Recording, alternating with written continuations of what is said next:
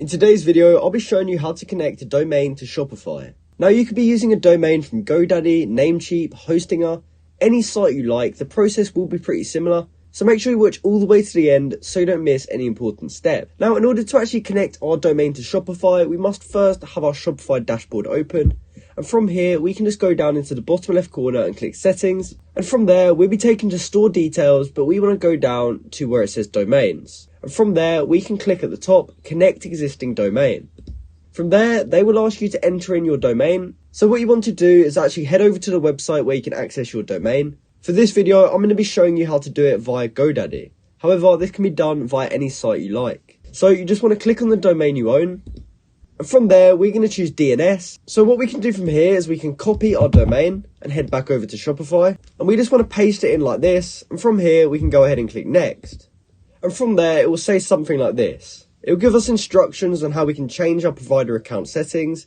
And there will also be a button down here to verify the connection. So in order to actually get this connected to our Shopify store, we have to head back over to our domain provider. And in my case, that's GoDaddy. So now that we're on those DNS settings, we can simply start adding new records to begin adding this to our site. So the first option, we want to choose the type as cname. And you also want to make sure you have no other cname records in this list. If you do, you can simply click this bin icon to delete them. And from there, we just want to put the name for this one as www.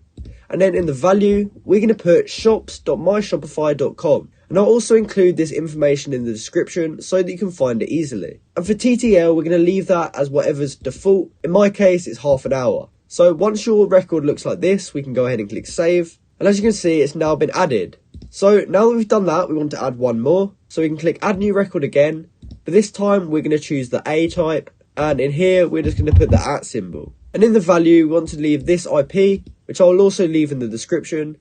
And TTL we can leave as well, and click save. From there, it's now been updated, and we can now see our A record and also our cname record in our DNS record list. So now that we've added this, it should be ready to add to Shopify. However, it may actually take a few minutes to update, so if it isn't working straight away, don't worry, just do leave it a few minutes. So I'm back on Shopify now, and I can click verify connection to see if it's working. And as you can see, it looks like it is pretty much done. And as you can see, that was done, and it's now been added to my store. And once you have actually done it, you want to make sure it does say primary for online store. And we can click on it to confirm this as well. Because when it's a primary domain, that will mean it's our main domain. So that means people will be able to go to this domain here, and it will take us to our Shopify store. Now, if yours hasn't automatically been set to primary, what you can do is click on your domain, and from there you can click change domain type, and then we can set it as our primary domain, and we can click change domain type down here to confirm it, and from there it will then be updated. But other than that, that's exactly how you can connect your domain to Shopify. I hope you found this video helpful, and thanks for watching.